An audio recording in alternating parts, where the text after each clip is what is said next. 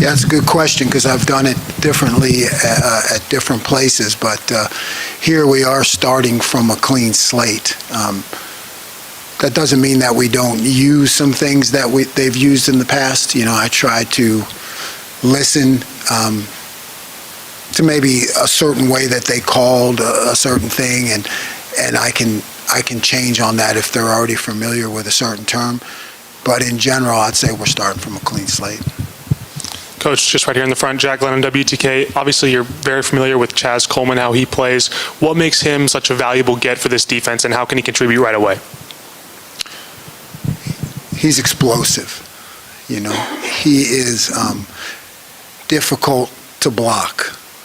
He has a little bit of an invisible cloak, where he can twist, turn, beat guys one-on-one. He has great initial quickness off the ball. So he's a guy that can create havoc, for an offense and really create some matchup issues. Coach, you got here, also Bryce Volquest, you got here in December and just kind of sat in on meetings, sat in on practice, and then met with players. What did you take away from that time? And then was there a resounding theme that when you talked to the players that they were looking for when making the change and hoping to do better in 2026? That time for me was really just an evaluation time. It was really more for me to learn about who the players are, who the coaches are, what are their strengths, what are their weaknesses. So didn't get in depth really at the time on, what was wrong, what was right, what can we do better, what do you want to keep, all those things that are, will be coming up now in the spring. It was really just an evaluation period for me. Ben McKee with Go Vols 24/7. There's a notion out there at times that up-tempo offenses can be hard for a defensive coordinator to work with. What gave you comfort to not deter you away from working hand-in-hand with Josh's offense? Well, the head coach. Our head coach is as genuine and as real as anybody I've been around in terms of, wanting the defense to be successful, wanting special teams out, wanting everybody to be successful. So he is the farthest thing from a me guy or an ego guy. He's extremely down to earth, communicates well. I knew that from the first time I flew in here, and he picked me up himself and took me to his house, which I'd never done before in that circumstance when you're just, kind of looking at each other to see if it's going to work. So he kind of set that right from the beginning. That's just the type of person he is and the type of team he wants to have, that he's going to do what's best for the whole team. How fast can you go, given the fact you brought in some coaches that are familiar with what you have, and the way the month of February is now structured in terms of how much you guys can do with players? How quickly can you put your system in? How do you spoon feed it? You throw it all at once? How do you go about installing? Yeah. We can go faster than other situations that I've been in because of the fact, like you said, that we have a lot of coaches who have worked with me before. So that's a huge advantage. So definitely faster than other places. And we have, a few players, which is really kind of crazy in this day and age, that you have a few players that have been in this system, really at all levels of the defense. Xavier, Amari, Day, Chat, all levels they've been around, so they can help. So yeah, I would say there's that opportunity, and we do try to throw a lot at them early. It's a whole philosophy. You kind of start out, throw a lot at them, see what they can take in, shrink it down. Once you figure out their strengths and weaknesses and how they learn, it's really important how they learn. And then hopefully build it back up to whole on the other end. But how you get to the other end is really based on the players and how they pick it up. So kind of put in a lot, shrink it way down, to see what they know, and then take it step by step to build it back up. Hi, Coach. I'm Allie Campbell with TVC News. What excites you about adding Derek Jones to the staff? DJ is an elite recruiter, an elite motivator, an elite mentor, and technician of the corner position, aside from just being a great person. So he brings an energy to our staff that is really unmatched, just with the way his demeanor every day. Really a high energy guy, and that goes over to everything he does. Coach Patrick Brown with Vols 24/7. You've had, I think, 4 top 15 defenses in the last 6 years. What do you think's allowed your defenses to be so successful, and sort of how would you describe, without giving anything away, how would you sort of describe why your defenses have been so effective? Good players, number one. It's always the players. But 2, it's having answers. That is the most critical thing, having answers. Because you're always going to get into situations in a game where you have to have an answer for how they're hurting you or how they're attacking you, or you're going to go week to week in college football where offenses change. So that's my job. I think that's why it's worked. Why our stop rate has been so good is because, we're going to have answers. We're going to have answers to anything an offense can do to us. Ryan on the back left. Ryan Sylvia, Rocky Top Insider. You retained William Inge and Rodney Garner. What was it about those 2 guys that you wanted to keep them on the staff? Rodney Garner's a legend, so I'm going to start right there. Right, he's really a legend when it comes to coaching D-line, and an SEC legend. I think he's extremely well known, and when you watch him, he coaches his players very hard, but he loves them. Right after that, that's like a unique combination. It's how I like to be. Challenge them, work them hard, but make sure they know that you care about them. He's all about that. And Coach Inge is his room, that linebacker room. One of the things I learned during my evaluation period was that linebacker room was the best room on defense, but it was maybe the best room on the team in terms of how close those guys are and how they work together and how he manages his players. That's really a telltale sign when other people talk about your position and say, yeah, we have to be more like the linebackers. I think that shows what kind of coach he is. Thank you, Coach. Thank you.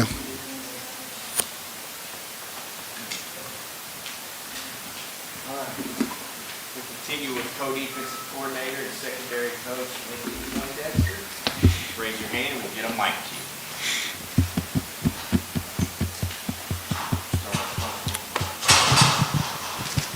Coach Jacqueline on WTK, how does a guy like TJ Metcalf immediately impact this team right off the bat in training camp? Well, TJ, I recruited him out of high school. Great kid, great family. But, he's been to Arkansas, played in this league, been to Michigan, played in the Big Ten, and be able to get a kid with that kind of experience to be on the defense, I think he can be an impact early.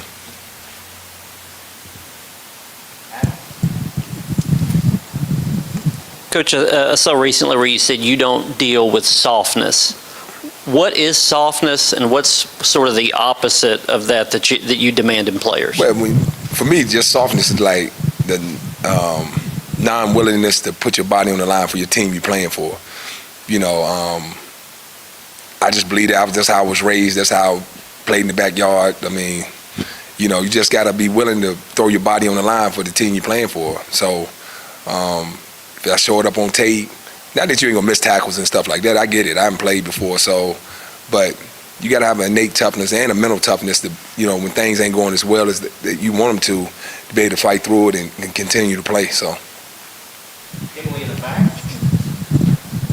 Hi, Coach. Emily Cochran from WBIR. You spent the 2025 season with Knowles. Why was it important for you to, follow him here to Tennessee, and what led to that decision? Well, Coach Knowles, he a brilliant mind when it come down to defense. I was honored that he wanted me to come with him. I've been knowing him for a long time, but not knowing him like I knew him in 2025. So For him to ask me, it was an honor. To be able to come to Tennessee was an honor.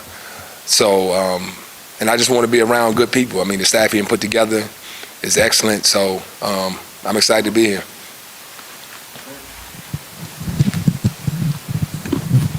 Brent Hubbs with VolQuest. What have you learned about your room in the last 6 weeks in terms of returning guys, new guys who've come in maybe in the last 4 weeks? What have you learned about them? Besides their names. No, these kids really love football. They're really smart. They want to be coached. They're very attentive in meetings. They want to be here. So I think we have something to work with. Now, obviously, we don't have the pads on. We're just doing, some off-season stuff right now. But the way they come to work each day and how excited they are for the work, I think we have a chance. Hey, Coach, Austin Bryce, VolQuest. You add TJ, as referenced earlier. You add DeJuan. DeJuan, you coached a year ago. But when you've got guys that have been in this building that are looking around, all of a sudden they see a new defensive staff and new in your room, new safeties. Right. Does the iron sharpen the iron there? Do you see them kind of get a little more heightened focus of like, I've got to, step on the gas here? Well, you want them all to be wanting to step on the gas. But like I told them all when I first met with all the group together, like you earn your playing time. Just because I know you or didn't know you, that don't affect playing time. It's all what you do on the field. So I think they all believe that it's going to be performance-based. It's no favorites. Everybody got to earn their job. So as long as you got that kind of culture and everybody feel like they got a chance to win the job, I think you're going to be okay. Ben McKee with Vols 24/7. I'm curious your impression of Edris Farouk and what you think he could potentially develop into. Well, I recruited he out of high school as well. He up in that Baltimore area. Again, he is smart, catch on to things fast. He moves well. The little bit of tape that I watched from last year, he looked like he got a feel for the game. So I'm excited to coach him.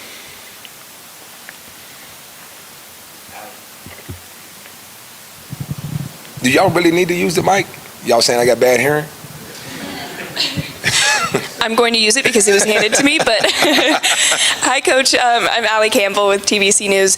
Can you describe this defensive coaching staff now that it's all complete? We old. Nah, I'm not.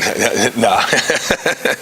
Nah, it's, we got a lot of experience. A lot of guys that's been in different conferences, been around different players, and we didn't mesh well together quickly. So I'm excited to be with this staff. There's a lot of really good coaches in our room, and Knowles is a great leader of men and coaches. So I'm excited. Coach Patrick Brown with Vols 24/7. Coach Knowles talked about how having some guys he's familiar with, both on the team and on the staff, is going to sort of help that learning curve. How much of a learning curve was there for you last year when you came to Penn State and you sort of had to learn his defense, how he wants to teach it, and things like that? Yeah, anytime you're going into a new system, it's going to be a learning curve. That was probably the third defensive system or fourth defensive system that I had been in since I had been at Penn State. So, but it's just like anything. They start throwing it up. It's more the terminology than the system itself. There's some different things that he do that the other systems I've been in we hadn't done, but it's more just the terminology, especially on the back end. The back end, you're going to have cover 2, you're going to have cover 4, you're going to have cover 3, you're going to have man coverage. It's just the terminology of how you want to play it.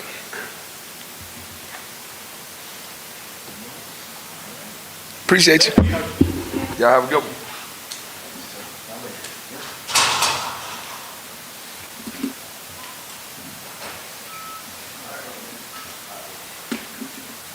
Continue with Leo's coach, Andrew Jackson.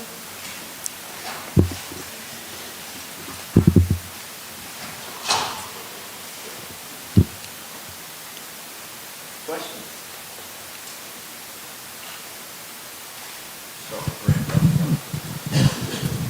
Brent Hubbs with VolQuest. What led you here, and what's the last 3 or 4 weeks been like just settling in here? Opportunity to work with Coach Knowles again. He helped me through a little turmoil I was going through. My mom passed last season in February. Basically gave me something to do to get past that. Opportunity to come to Tennessee, a great place, work with Coach Heupel. Another opportunity to come back to the SEC and coach Coach Garner. Definitely was an eye-opening and opportunity for me too.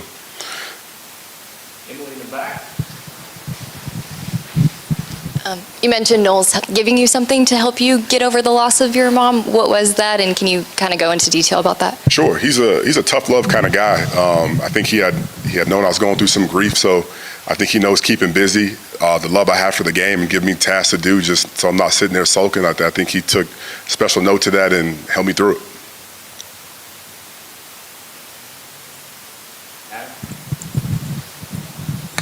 You have some experience with Chaz Coleman. He didn't play a ton of snaps last year, but it seems to be everybody is unanimous in that he has a really high ceiling. What is it that you guys saw in games, but also in practice, that led you to believe that? Even though he was a young guy, he played the game with a recklessness and a sixth sense he had about him. He was the first thing caught our eyes were him running to the ball, even though he didn't know what to do. His hustle, his effort, him trying to play really strong and being fearless against kids that were older than him or bigger than him or stronger than him. He really had no fear. Ben McKee with 24/7 Sports. Curious just your overall thoughts on your room and what you like about it going in the spring, what you need to work on. Young and inexperienced so far, but a lot of good football minds, hungry, willing to learn, really receptive to coaching, want to be good, really competitive.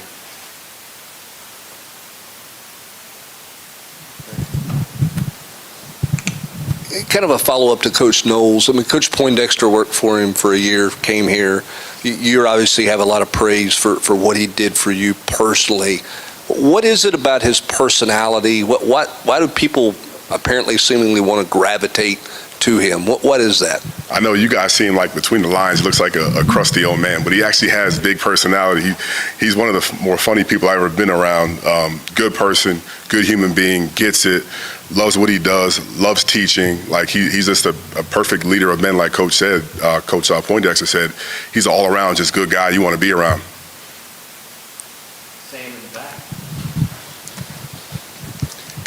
Sam Rothman, WATE. Kind of going off of that, talking about this coaching staff, a lot of you have experience with Coach Knowles, but then also you mentioned Rodney Garner, William Inge here, players who have been here, players that you guys have brought in. Just how much does that help, just having this kind of melting pot in that room? Well, with the coaching staff in general, a wealth of experience. I'm the youngest guy on the staff in the defensive room, but they're all humble. They've all had great experiences. I mean, Coach Poindexter's a Hall of Famer. Knowles is a World's finalist. I'm assuming Coach Garner is going to end up in the Hall of Fame as well, but they're just still willing to teach, and they love the game. They love being around these kids for the right reasons, where there's no egos, and they just want to go out here and win. Patrick Brown with Vols 24/7. Another guy that you guys brought in from Penn State was Xavier on the defensive line. What did you guys like about him? How did you kind of see him sort of grow as his role increased last season? Really raw talent, really quick, flexible kid. Has a lot of power, a lot of high potential. Was pushing his way to almost into a starting role at Penn State, and I think he's a kid that really bought into the system and how he was being coached and wanted to take his game to the next level and move on from Penn State.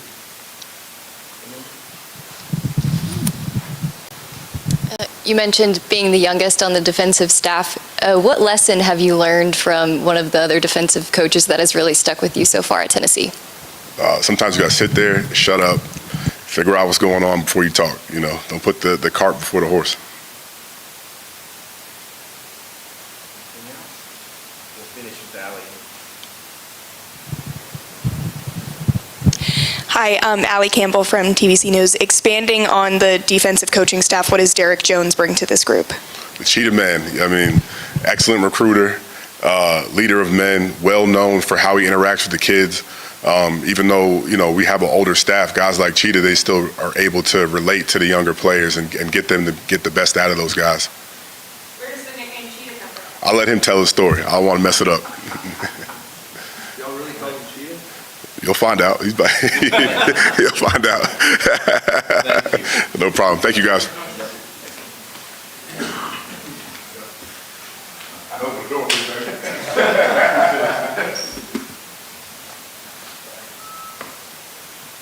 We'll finish with cornerbacks coach Derek Jones.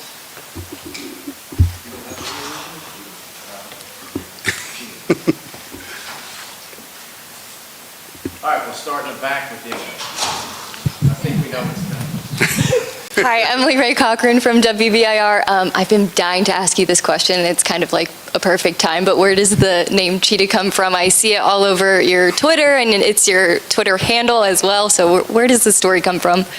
Well, really, it's a nickname that came. I actually used to be a pretty fast guy, back in my day, but that has evaporated. But when I got to Duke, I've always used Cheetah as a coaching phrase.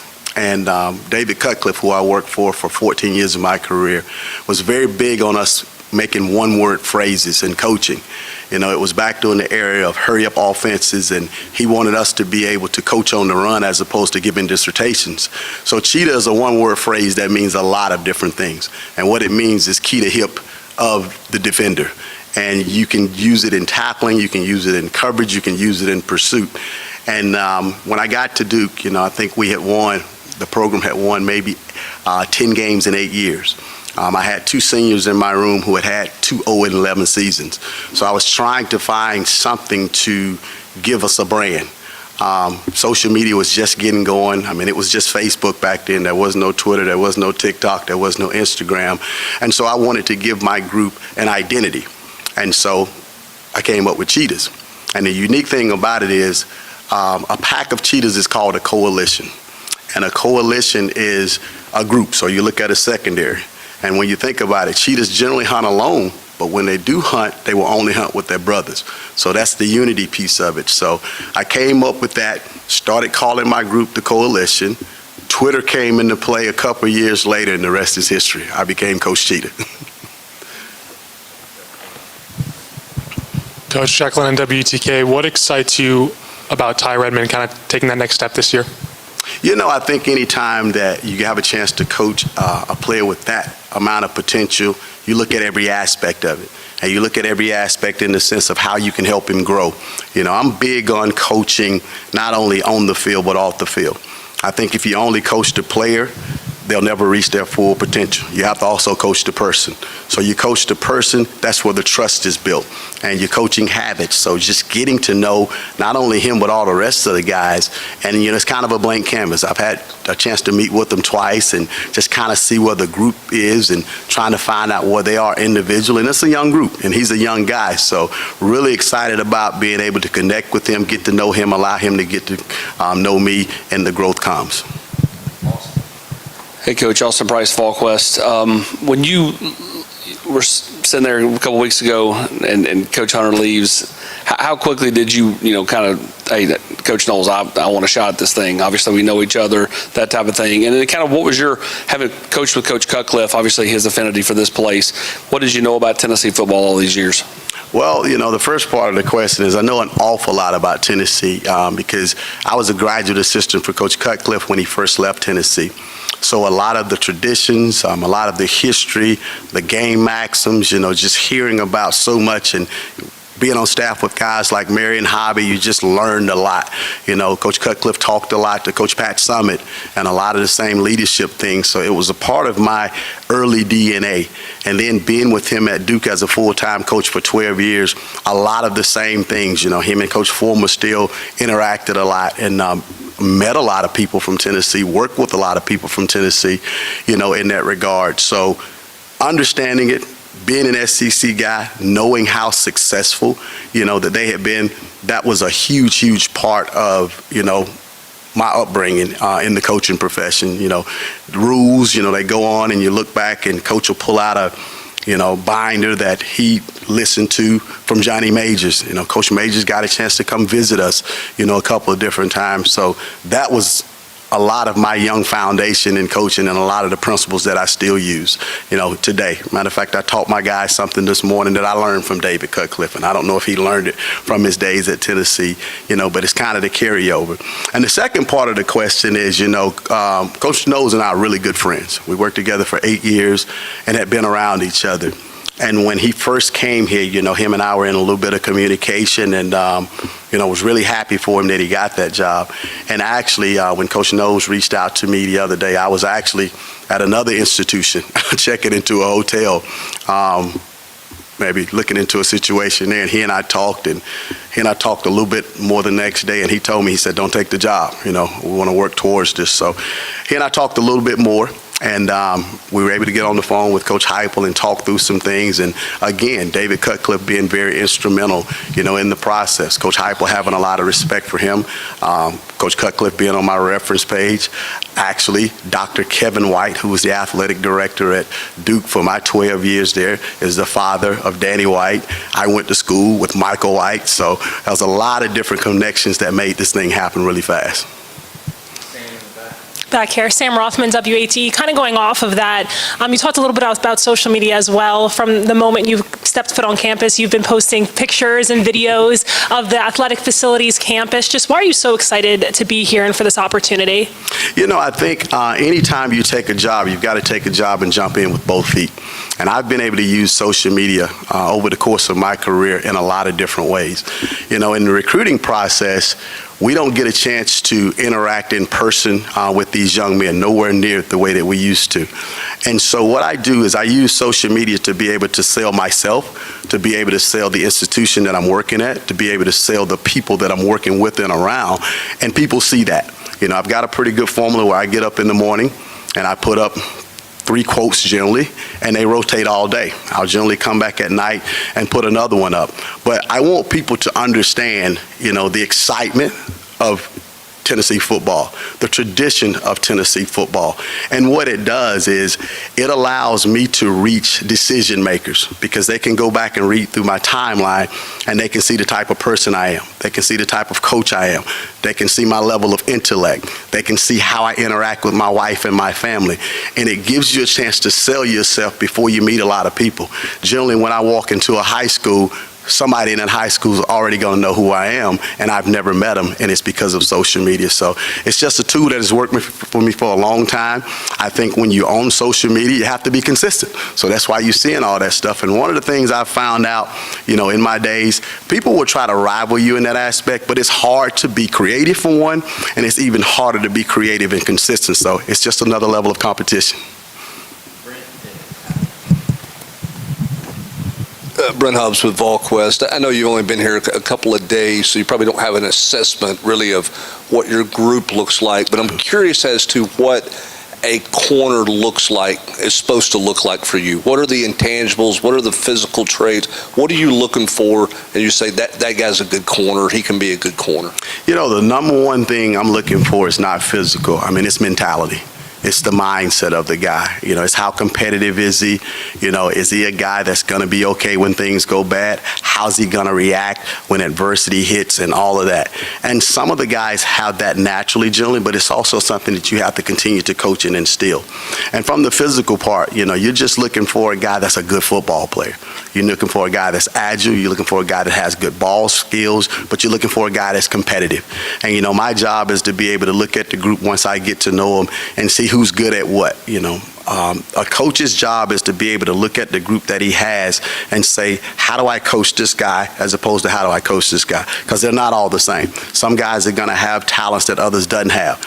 Some guys may be bigger than some guys. So you've got to be able to look at your entire group and say, okay, what tools do I need to equip this guy with to help him, as opposed to what tools do I need to equip this guy with to help him? Because I may have one technique that a bigger guy plays that a small guy can't play because he doesn't have the arm length. Whereas if I've got a guy with quicker feet, he can do something that a bigger guy may not be able to do. So I'm excited to be able to get into spring ball, assess these guys, and see what I can do to make all of them better at the craft. Hi, Allie Campbell with TVC News. On a bit of a sillier note, there's lots of girl dads in Tennessee coaching now, with Josh Elander now being the head baseball coach. He's talked about integrating his daughters into his coaching lifestyle. How do you plan to do that here on Rocky Top? Well, I've got 3, and 2 of them are adults now and kind of living their own life. But my middle one, her name's Madison. I think she's kind of been like my agent through this whole thing. She was trying to talk to me last week about, don't take this job. Well, maybe you should go here. Maybe you should do that. And, really excited to be, a part of Knoxville. It's so funny. She was telling me the other day because she recently moved back to the Raleigh-Durham area. And I talked to her on the phone briefly the other day.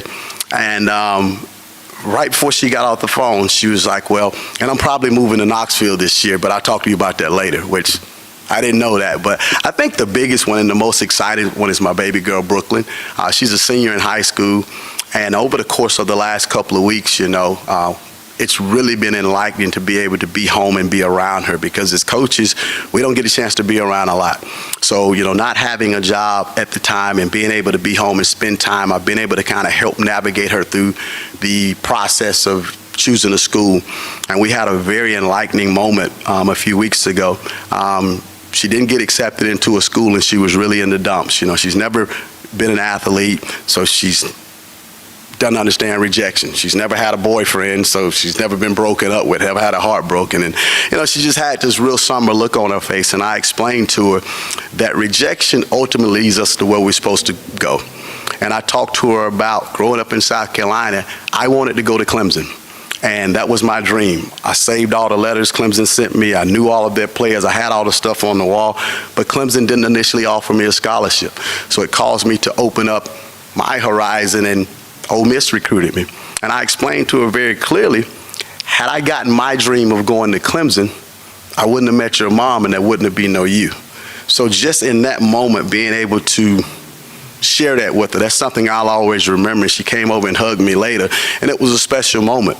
And then the other night, when everything was final with the University of Tennessee, I look over and she's on a laptop looking at the University of Tennessee nursing school. So hopefully, not pressing her, hopefully we can get her to maybe want to be a volunteer ourselves. So that would be the ultimate gift for me, but I'm going to let her make her own decision.